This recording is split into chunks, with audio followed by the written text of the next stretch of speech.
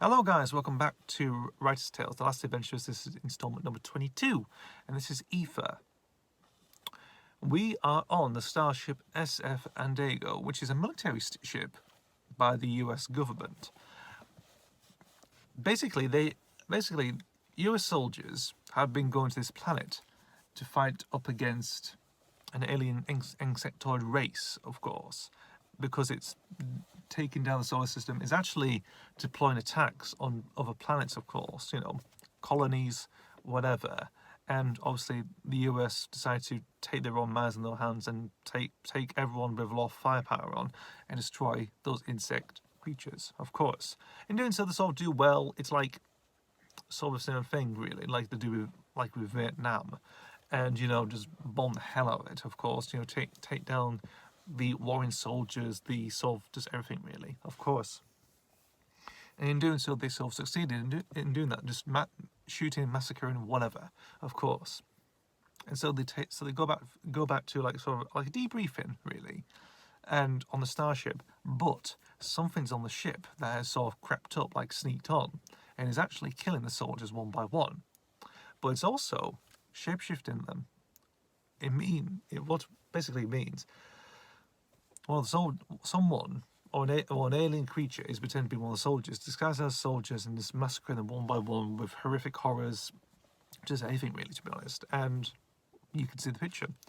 The last adventurers come on board, basically because they actually collide with the ship, because the defense things, of course, sort of block the what do you call it? The signal, of course. Like there's a shield thing but also it's like the whole scanner thing, with the inclusion of Florence in the TIE's computer. She sort of surveys the area, but this ship goes off the radar because it's never been, it's like it's dormant, and also like it's gone dark, gone silent, and they basically collide with it. They do, just bouncing off, not like fully crashing into it, like and destroy a little bit of the ship, really. And they basically collide with it, they'll sort of bounce off, then they sort of materialize on the ship. And they sort of get used to the whole US government thing, of course. The soldiers, trigger happy, deploy for their country, of course, and also, they want to fight the enemy, continue, because America is great, everything is, we stand by our country, we stand by that, we up against a threat, that sort of thing, they're interested in winning, carrying on. Same with everyone else. Everyone's, the soldiers, obnoxious, trigger happy, like, who are completely just obsessed with the idea, like being a soldier is the best thing ever, that sort of thing. They're really stretched high with this. Indeed. Of course, you have the main commanders as well, generals, that sort of thing, captains, who are a bit more, I would say they're a bit more power mad, really, but they're not, they sort of like, they basically just flush out their own men and just basically watch them get decimated, ripped up, destroyed, blasted, that sort of thing, of course. But they don't realize that this shape-shifting alien, known as a Zim agent, is actually stalking the crew and actually murdering them off one by one. Only one by one. Doesn't do in small groups, but just takes down one enemy at a time, like a silent assassin, really. While leaving all bloody bodies and that sort of thing, and just basically just decimates them, really. Indeed. And so basically they have to team. They have to basically the last Avengers basically have to team up with these soldiers, and basically just try and whatever, hunt down this alien creature thing, and basically they use a lot of firepower, and they're basically very trigger happy. They like to see bullets fly all over the place. Basically watch their firepower, watch their bullets and whatever, projectiles, whatever, just fly over, because it delights them dearly, of course.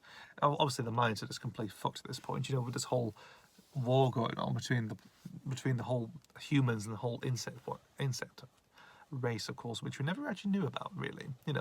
I think that they're probably not, Zim agent, I think that's a different thing, of course. They're self-deployed, really, indeed, just to settle the score with the soldiers, really, take them out.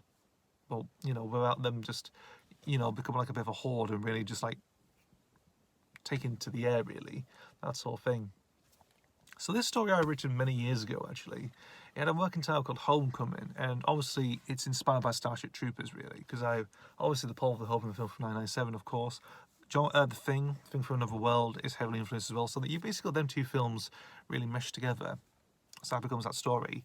The whole soldiers thing, that actually comes from a friend of mine who I worked with beforehand. She served in the Navy. She went to Washington, D.C. many years ago, of course, and encountered the US soldiers there. And she was quite surprised actually, they serve by the country, weapons and everything else, like doing weird, the whole weapon, what do you call it? Marching weapon thing, of course, that sort of thing. She was quite surprised by that. And obviously, they didn't really talk anything else. They just talked about how much their country is valued to them, really. That sort of thing. It's like, and obviously she told me about that, a couple of years ago. It's like, interesting, of course. And it's like, something like that definitely works, really. Like, you put the the whole American military thing in perspective, of course, and a lot of people these days, they tend to be like, they serve by their own country, that sort of thing. Really, that's the thing, of course. Whereas I think down here in Britain, it's different, really. I mean, some people do, but a lot of people don't really tend to basically just serve anymore. Really, some of them are doing their part, really, but it's just there, really. There's no dedication like what the US really does, actually. Especially at that time, really. So, interesting. What was I going for else? So that was the thing, of course. Obviously, it was called Homecoming. This was, or the Homecomings. I think. Homecoming was the original title for it, actually. But I changed to Aoife. Homecoming doesn't really sit well. It doesn't really sit well as a title, really. But Aoife sort of works well because it's set in space, really. So why not?